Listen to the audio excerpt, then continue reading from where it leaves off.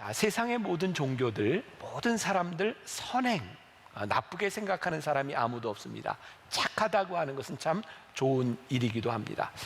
그래서 모든 종교들 또 모든 가르침들은 우리들이 어떻게 착하게 살까를 가르치죠.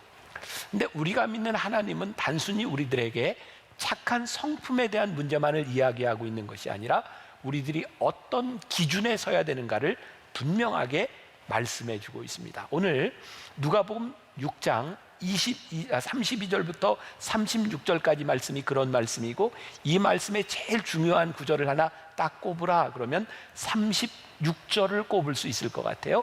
우리 같이 다시 한번 봉독합니다. 36절 시작. 너희 아버지의 자비로우심 같이 너희도 자비로운 자가 되라. 기준이 뭐예요? 아버지의 자비로우심 같이 너희도 자비로운 자가 되라. 오늘 말씀에 아주 흥미로운 것이 32절에 나와 있어요. 제가 읽어드립니다. 너희가 만일 너희를 사랑하는 자만을 사랑하면 칭찬받을 것이 무엇이냐? 죄인들도 사랑하는 자는 사랑하느니라. 사랑한다, 좋은 말이죠. 굉장히 이기적이고 증오가 많은 이 세상 가운데서 사랑한다고 하는 것은 굉장히 중요한 덕목임에 틀림이 없습니다. 그런데 너희가 너희를 사랑하는 자만을 사랑한다면 그것이 너희들에게 칭찬받은 일이 하나도 없다. 왜? 죄인들도 자기를 사랑하는 자는 사랑한다. 죄인들도 하는 일이라고 말하고 있어요. 세상에서 이야기하는 사랑이라고 하는 것은 굉장히 이분법적입니다. 사랑과 원수, 사랑과 증오라고 하는 그런 이분법적인 것을 가지고 보고 있어요. 그러니까 내 편에 속한 사람을 내가 사랑하고 내 편에 속하지 않은 사람을 미워하는 것이 그렇게 큰 문제가 되지 않는 세상을 우리들이 살아가는 거죠. 오히려 우리나라뿐만 아니라 전 세계에 일어나고 있는 현상들을 보면 이 사랑과 증오라고 하는 것을 정치적인 수단으로 이용하는 것을 많이 보게 됩니다. 그렇죠? 내 편을 만들기 위해서 적을 만드는 것을 별로 두려워하지 않습니다. 우리나라의 역사 가운데서도 수십 년 동안 종북이라고 하는 프레임이 딱 있었고, 이제는 친일이라고 하는 프레임을 또 만들고, 아마 이런 일들은 끊임없이 벌어질지 몰라요. 이 양당 정치라고 하는 게 참 무섭지 않습니까? 내 편이 있으면 다른 편은 적이 되는 그런 것이 얼마나 무서운지 몰라요. 동일한 맥락에서 선대하는 자만을 선대한다고 하는 것은 칭찬받을 만한 일이 아니다. 자, 또 요즘 많이 뉴스에 나오는 게 그런 말이잖아요. 권력형 비리. 이게 지금 이번 정권에만 있었나요? 아니요. 이전 정권 이 권력형 비리라고 하는 것은 늘 있었어요. 이게 뭐예요? 이 권력에 선 사람들에게는 어떤 잘못을 해도 용서할 수 있고 그들에게 페이버를 준다 이 말이에요. 그러니까 우리 편은 다 용서가 되는 거죠. 자, 누가복음 6장 34절 너희가 받기를 바라고 사람들에게 꾸어주면 칭찬받을 것이 무엇이냐? 죄인들도 그만큼 받고자 하여 죄인에게 꾸어주느니라. 우리가 누군가에게 받기를 바라고 꾸어주는 것, 그것도 죄인들도 하는 일이다. 자, 받기를 받고 꾸어준다는 게 무슨 일일까요? 꾸어주는데 내가 누군가에게 받을 생각을 하고 있어요. 그러니까 주는데 그게 선한 의도가 아니라 선물이 아니라 뇌물이 돼버리는 거죠. 여러분, 성경은 우리들에게 자본주의를 부정하지 않습니다. 성경을 보면 돈 많은 자와 돈 없는 자, 부자와 가난한 자가 있다고 하는 것을 분명히 이야기하고 있어요. 그런데 문제는 뭔지 아세요? 돈 많은 자가 가난한 사람에게 돈을 꾸어주면서 그 사람에게서 이자를 받으려고 한다면 그것은 옳은 일이 아니다. 저는 오늘 설교를 하면서 제 마음 가운데 하나님, 진짜 이 세상을 바꿀 수 있는 것이 무엇일까요? 어떤 법, 제도? 지금 우리들 보면서 참 안타까운 게 그런 거 아니에요? 문제가 생길 때마다 법을 만들어요. 누구 방지법, 무슨 방지법. 여러분, 법으로 해결될 수 있을까요? 참 사람은 법을 만들면 교묘하게 그 법을 벗어날 수 있는 생각들을 또 하게 되죠. 저는 법에 대한 문제가 아니라 오늘 하나님의 자비하심을 아는 하나님의 마음을 가진 사람들이 무엇을 하느냐에 대한 문제이지, 이건 법과 제도에 대한 문제가 아닌 것 같아요. 이 세상을 바꿀 수 있는 것, 우리의 가정을 바꿀 수 있는 것, 이 나라와 이 민족을 바꿀 수 있는 것, 하나님의 말씀이 우리 가운데 와서 역사하게 하여 주옵소서. 좋은 예가 될지 모르겠어요. 제가 목회자들, 우리 이제 동료들, 우리 직원들 이렇게 식사할 때 되면 제가 제일 잘하는 것 중에 하나가 서빙하는 사람들에게 이게 팁을 주는 걸 제가 잘해요. 저에게 어떤 마음이냐면 제가 서빙하는 그 사람보다는 내가 조금 여유가 있으니까 조금이라도 도움을 주면 좋겠다, 늘 그런 마음을 가지고 저는 팁 잘 주는 목사입니다. 그런데 가끔 팁을 주려고 지갑을 열어봤을 때 10,000원짜리가 없을 때가 있어요. 그런가 하면 어떤 때는 지갑을 놓고 갈 때도 있어요. 팁을 5만 원 이렇게 주는 건 너무 과하다, 이런 생각이 되기 때문에 그래서 제가 그때가 되면 이렇게 잔돈이 없으면 옆에 있는 목사님들한테 혹시 10,000원짜리 가지고 있는 사람이 있어? 이렇게 물어보면 표정들이 별로 안 좋아요. 그리고 이제 옆에 있는 사람이 그렇게 생각을 할지도 모르는 거야. 내가 괜히 이 자리에 앉았다. 그리고 이렇게 10,000원짜리를 꺼내줘요. 그럼 제가 10,000원짜리를 받아서 이렇게 팁을 주고, 그리고 제가 그 목사님에게 5만 원짜리를 대신 줘요. 10,000원 줬으니까 5만 원 가져. 괜찮은 목사잖아요. 저는 10,000원 받고 5만 원 주는 게 기쁨이라고 생각하는 거예요. 그리고 이제 다음에 식사하러 왔는데 또 그런 일이 생기는 거예요. 제가 지갑을 안 가져왔든지 또 10,000원짜리가 없어서 혹시 10,000원짜리 있는 사람 있어? 그러면 여기저기서 막 나와요. 그냥 그런 생각을 해봐요. 아마 그때 보았던 기억 때문에 10,000원을 내면 5만 원을 받을 수 있기 때문에 주는 것인지, 아니면 자꾸 이제 저도 나이 들어가니까 깜빡깜빡하는 목사가 불쌍해서 흔쾌히 내주는 것인지, 자, 이런 생각을 해보는 거야. 똑같이 10,000원을 내고 똑같이 돈을 내지만 그 마음이 어떠냐 하는 것이 다르다. 오늘 여기에서 많은 것들을 이야기하고 선한 것들과 사랑하는 것들과 자비를 베푸는 것들에 대해서 이야기하는데 그 마음이 어떠한가를 오늘 성경이 우리들에게 분명히 가르쳐주고 있는 거예요. 하나님의 마음을 따라 사는 사람들이 하는 일과 그냥 선행을 베푸는 것과는 다르다고 하는 것을 이야기하고 있는 거예요. 그러면 하나님의 마음이 어떤 마음일까요? 하나님의 자비는 선별적이지 않다는 거예요. 하나님이 자비를 베푸실 때 그 자비가 어떤 자비인가? 우리들을 보니 하나님께서 나에게 자비를 베푸실 때 만일 하나님께서 어떤 기준을 세워놓으시고 이런 사람에게는 자비를 베풀고 이런 사람에게는 자비를 베풀 수 없어 라고 하나님이 기준을 세워놓으셨다면 나는 그 기준에 들어갈 수 있는 사람이었을까? 하나님이 우리를 사랑하시고 우리를 용납하시고 우리들에게 은혜를 베푸신 그것이 선별적인 거나 어떤 기준에 의해서가 아니라 하나님이 우리를 용납하시고 우리들에게 자비를 베푸셨던 것처럼 오늘 누가복음 6장 36절 너희 아버지의 자비로우심 같이 너희도 자비로운 자가 되라, 이것이 성경에서 우리들에게 이야기하고 있는 기준이죠. 은혜를 아는 그리스도인들은 자격 없는 가난한 사람들을 제외하거나 쉽게 포기하지 말아라. 그리스도인의 자비는 자비를 받아야 할 사람의 어떤 가치에 있는 것이 아니라 하나님께서 베푸신 그 자비로 말미암아 우리도 가치 있는 사람이 되었던 것처럼 우리가 자비를 베푸는 기준도 일정한 가치 기준에 도달한 사람들에게만 베푸는 것이 아니다. 자, 이게 저에게만 어려운가요? 여러분들 다 똑같지 않나요? 사실 우리들이 누군가에게 자비를 베풀고 누군가에게 조그만 은혜를 베푼다고 할 때에도 우리들에게는 다 이유가 있고 내 기준에서부터 자비가 베풀어지고 그렇지 않을 때가 있는 거예요. 근데 오늘 성경이 우리들에게 뭐라고 말씀하고 있어요? 아니, 하나님께서 우리를 기준으로 삼아 우리에게 자비를 베푸신 것이 아니라면 너희도 너희 기준과 너희의 기분에 따라서가 아니라 아버지의 자비로우심 같이 너희도 자비로운 자가 되라. 이 세상의 기준과 완전히 다른 것을 우리들에게 말씀하고 있는 거예요.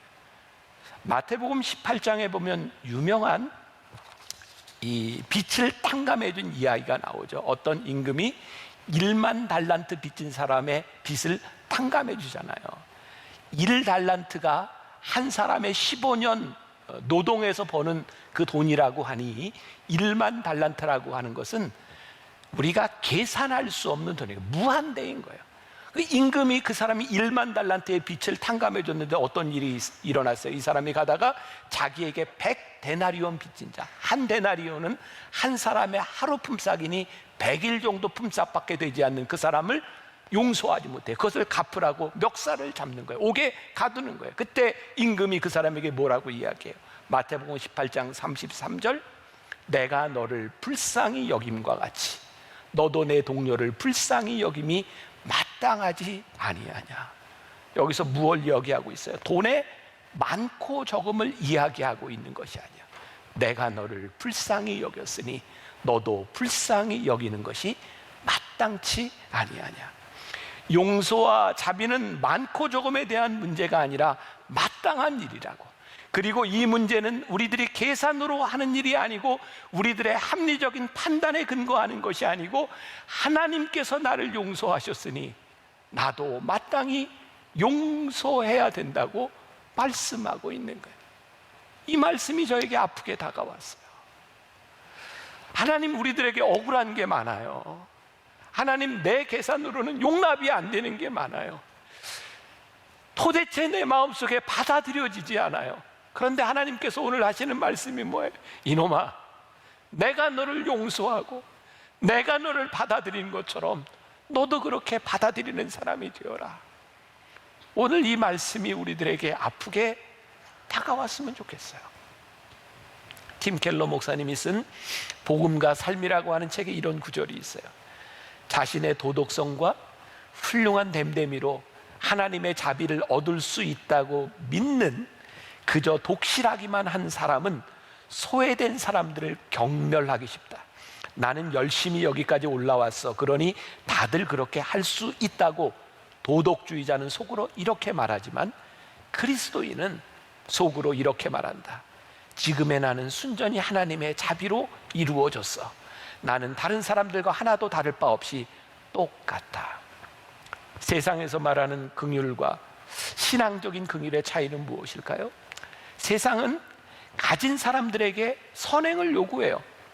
아마 우리들이 교회에서도 그런 얘기 참 많이 하지 않았습니까? 여러분, 하나님께서 여러분들에게 이렇게 축복해 주셨으니 여러분들 어려운 사람을 도우십시오. 이런 이야기를 할 때마다 내가 평균보다 많은 것을 가지고 있는 사람들은 어떤 도덕적 의무감, 때로는 죄책감 같은 것을 느껴요.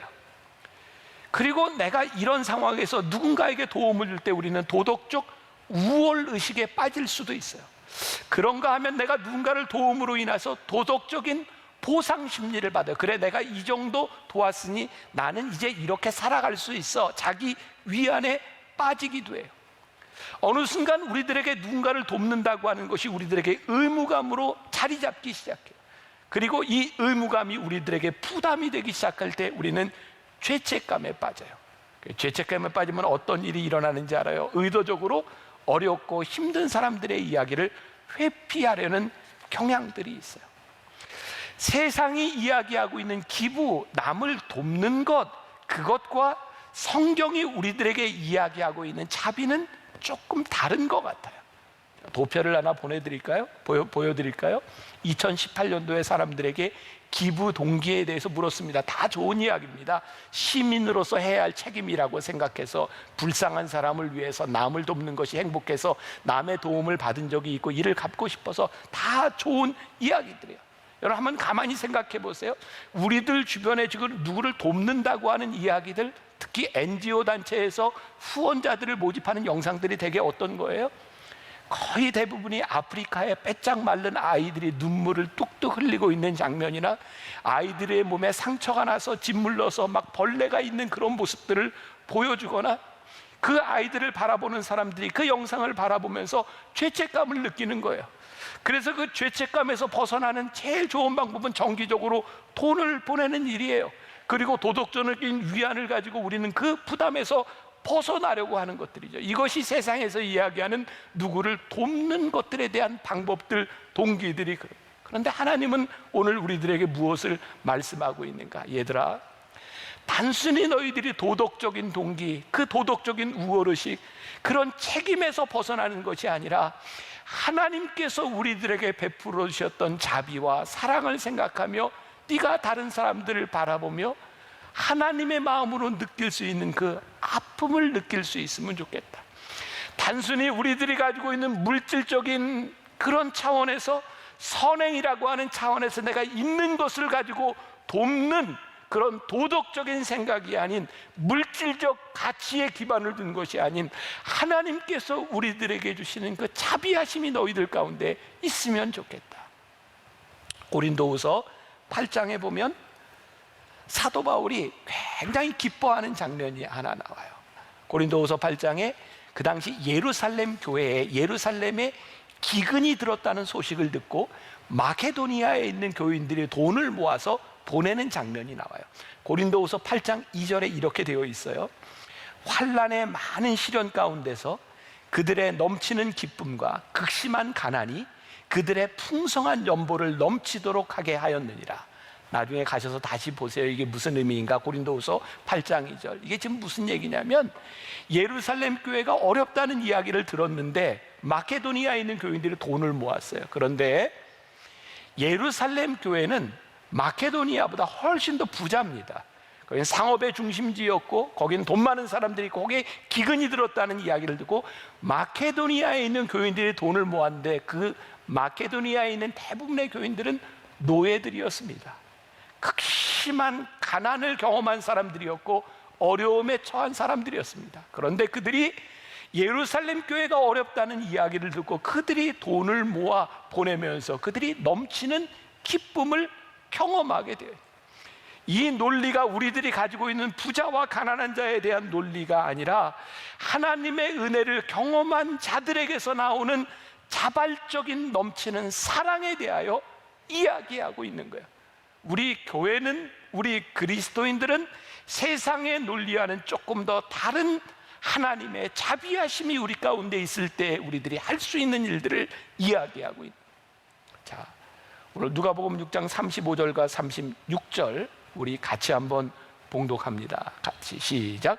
오직 너희는 원수를 사랑하고 선대하며 아무것도 바라지 말고 꾸어주라. 그리하면 너희 상이 클 것이요 또 지극히 높으신 이의 아들이 되리니 그는 은혜를 모르는 자와 악한 자에게도 인자하시니라. 너희 아버지의 자비로우심 같이 너희도 자비로운 자가 되라. 원수를 사랑하고 선대하며 아무것도 바라지 말고 꾸어주라. 그러면 너희의 상이 클 것이다.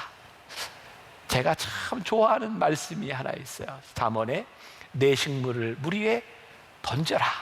여러 날 후에 도로 찾으리라. 근데 저는 이 말을 여러 날 후에 도로 찾으려는데 거기에 중심이 있는 게 아니라 내 식물 물 위에 던지라.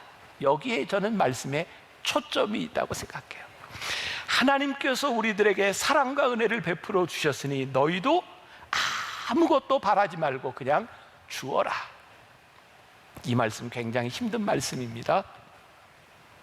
설교하기 참 힘들고 여러분들이 받아들이기도 참 힘든 말씀입니다. 그런데 하나님께서 우리들에게 원하시는 것이 뭐냐면, 내가 너희에게 은혜를 베풀고 너희들에게 준 그 기쁨이, 그 주님의 사랑이 끊이지 않도록 이것이 순환되도록 그렇게 살아라. 이 세상을 바꿀 수 있는 것은 그냥 누군가 어려운 사람들 돕는 기부 여기에 있는 것이 아니라 하나님의 사랑이 순환되고 하나님의 자비하심이 나타날 수 있도록, 이 하나님의 자비하심이 실현되는 것을 세상 사람들이 보고 목격하고 살아갈 수 있도록 만드는 것이 오늘 우리들에게 이야기하시는 하나님의 자비하십니다. 제가 김영석 교수님을 참 좋아해서 그분이 쓰는 글들을 거의 다 보게 되는 것 같아요. 김영석의 백세 일기에 보면 나오는 이야기입니다. 이 김영석 교수님을 제가 우리 교회 한번 꼭 초청을 좀 하고 싶어요. 이 코로나가 좀 지나가면 우리가 같이 좀 말씀을 들을 기회가 있으면 좋을 것 같은데, 이 교수님이 캐나다에서부터 어떤 우편물을 받게 되었답니다. 세상을 떠난, 여긴 실명이 밝혀져 있지 않고요, B라고 하는 여의사의 이야기입니다. 의대를 졸업하고 고향인 대구에 내려가서 많은 의료 활동을 하고 어려운 사람을 돕다가 83세의 나이로 세상을 떠난 분입니다. 여러 해 전 김영석 교수가 어디에서 강의를 하고 나오는데 30대 남성이 자기에게 찾아와서 이렇게 이야기를 하더래요. 김영석 교수님, 제가 어려울 때 학비를 도와주셔서 감사합니다.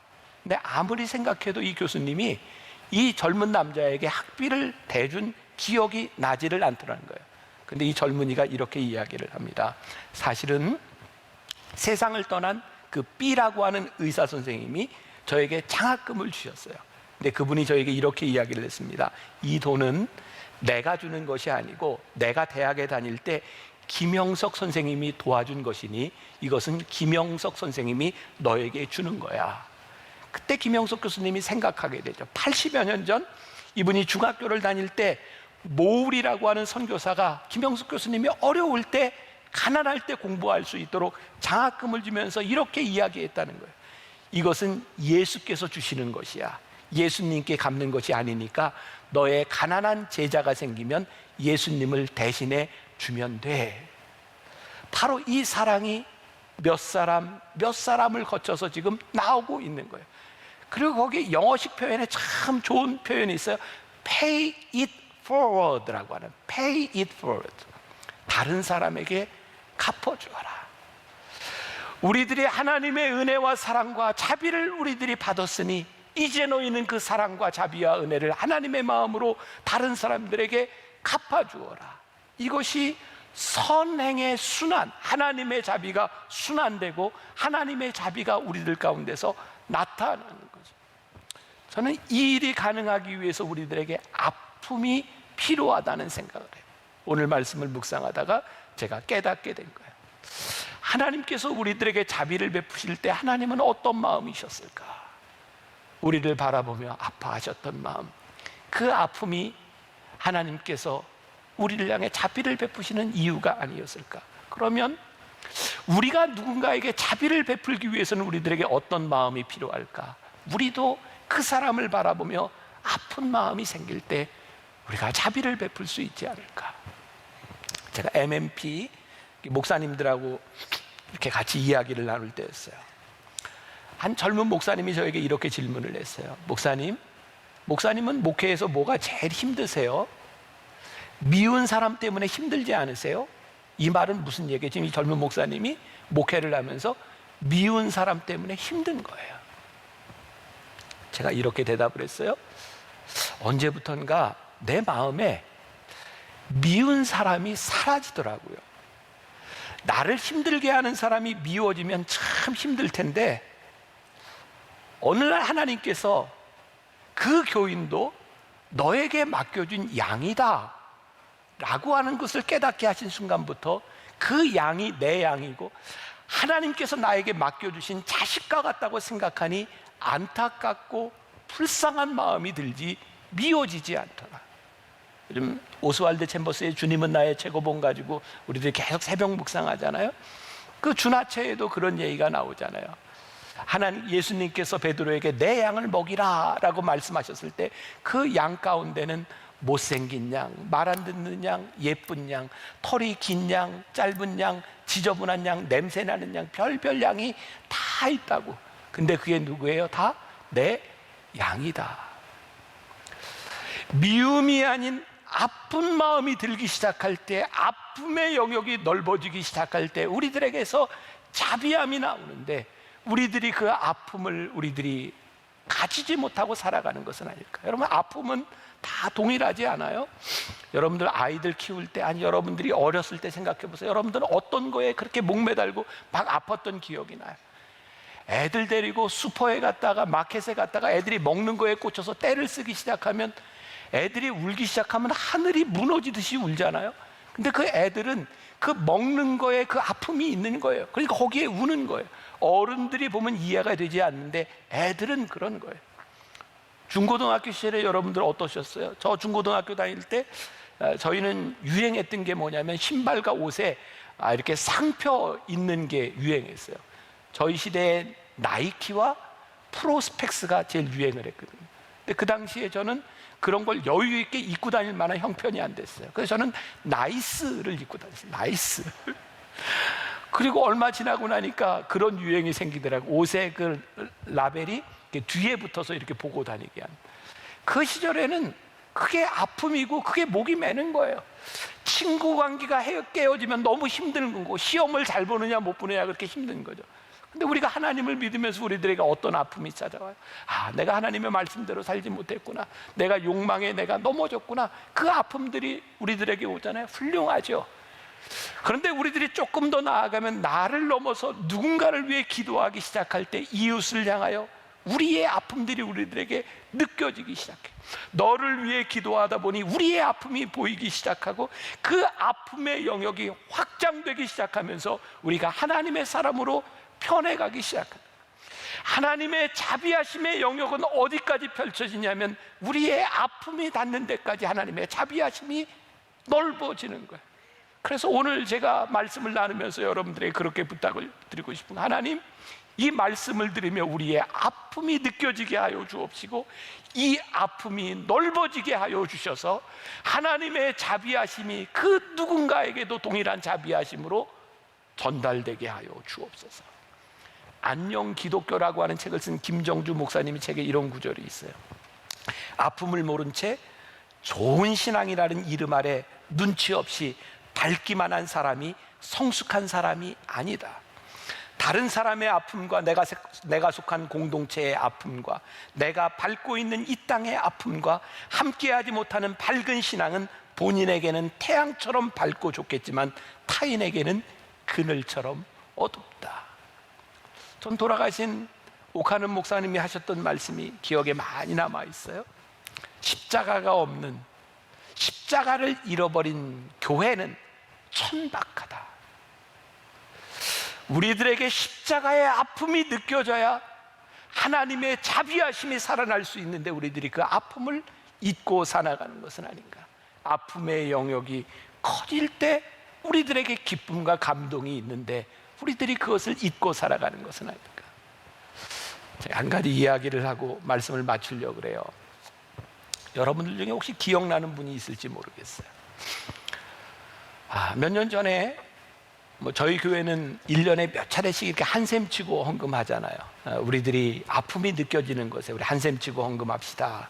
근데 요즘 한샘 치고 헌금을 하면 우리 교인들이 아닌 이렇게 방송을 보는 분 중에 10%에서 20% 정도는 외부 교인들이 같이 헌금을 하세요. 그런데 제가 한샘 치고에 대한 이야기를 했을 때 어떤 분이 저에게 연락을 했는데, 전화를 하고 저도 한샘 치고 헌금을 하고 싶습니다, 그런 전화였어요. 근데 죄송하게도 제가 그분이 헌금하겠다고 하는 그 액수를 들었을 때 저에게까지 전화해서 헌금할 만한 액수가 아니었어요. 자, 굉장히 제가 지금 세속적이고 좀 그런 사람으로 보이죠. 그런 정도의 액수가 아니었어요. 근데 그분이 저에게 굳이 전화를 하고 연락을 하고 한샘 치고 헌금을 했어요. 근데 그분이 어떤 분이었냐면 제주도에서 혼자 불치의 병을 앓고 마지막을 보내고 있는 분이었어요. 근데 참 이상하죠. 돈의 액수에 대한 문제가 아니라, 헌금에 대한 액수에 대한 문제가 아니라 그분의 아픔이 제 마음에 와닿은 거예요. 저분을 한번 찾아가서 위로해 줬으면 좋겠다. 제가 주소를 묻고 찾아갔어요. 그분에게는 굉장히 뜻밖의 일이었고, 그분이 저를 맞으러 이렇게 준비해 놓는 상황이, 그분이 코에 산소 호흡기를 꽂고 이렇게 움직이려면 산소통을 들고 움직여야 되는, 이걸 빼면은 힘들어서 견디지도 못하는 분이었어요. 그분을 위해서 기도를 하고 나오면서 혹시라도 무슨 일이 있으면 기도하고 어려운 일이 있으면 이렇게 이야기하세요. 늘 저희 교회 예배를 영상으로 드리는 분이었어요. 그러다 어느 날 저와 통화를 하고 싶다고 연락이 왔어요. 전화를 딱 들자마자 이게 심상치 않구나. 그분의 호흡, 말하는 소리가 굉장히 힘겨웠어요. 제가 다시 또 찾아가게 되었고요. 그분이 저에게, 목사님, 제가 이제 세상을 떠날 때가 멀지 않은 것 같은데, 제가 어머니에게 받은 유산을 가지고 제주도에서 전세를 살면서 있었는데 이제 제가 죽으면 이걸 어떻게 할까요? 그래서 집을 월세로 옮겼어요. 그리고 이 전세 목사님이 이걸 알아서 잘 써주셨으면 좋겠어요. 저에게 믿을 사람이 목사님밖에 없어요.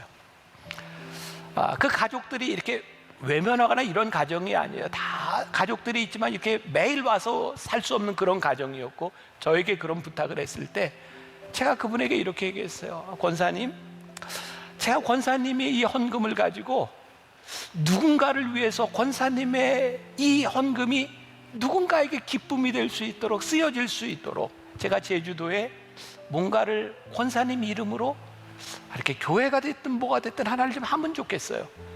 그 권사님이 굉장히 기쁘게 그리고 편안하게 세상을 떠나셨어요.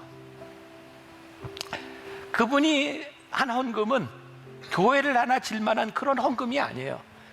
근데 제 마음 가운데 느껴졌던 그 아픔이, 이게 시드머니다.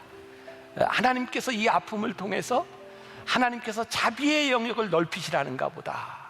그 마음을 저에게 주셨던 거예요. 오늘 말씀을 준비하며 가쁜 숨을 내쉬고 기쁨의 눈물을 흘렸던 그 권사님의 모습이 생각나는 거예요. 나에게 주셨던 아픔이 누군가에게 자비의 영역들을 만들어내고 또 그 다음에 자비를 만들어내고 pay it forward, 다른 사람에게 갚으라 라고 했던 그 일들이 이루어지는 일을 하나님께서 저에게 경험하게 하신 거예요. 오늘 저는 여러분들에게 그런 말씀을 드리고 싶어요. 하나님, 우리들의 마음에 아픔이 느껴지게 하여 주옵소서. 하나님의 자비하심 같이 우리도 자비할 수 있는 사람이 되게 하여 주옵소서. 조그만 나의 아픔이 아닌 우리의 아픔이 커질수록 우리의 믿음을 성숙하게 만들어 가시는 하나님의 마음을 아는 성도들이 되게 하여 주옵소서. 지금 우리 사회, 우리나라 보면 너무 우리 마음 아프잖아요. 다른 사람의 아픔에 아파하지 못하고 누군가를 향해서 정죄하고 누군가를 향해서 화살을 돌리려고 하는 이 시대를 살아가며 우리 하나님을 믿는 우리들의 마음 가운데 아버지, 아픔이 우리들에게 느껴지게 하여 주옵소서. 오늘 여러분들에게 그 하나님의 아픔이 찾아오기를 간절히 소원합니다. 하나님 아버지의 자비하심 같이 우리도 그렇게 자비하기를 원합니다. 기도할 수 있는 여러분들이 되기를 주님의 이름으로 간절히 축원합니다.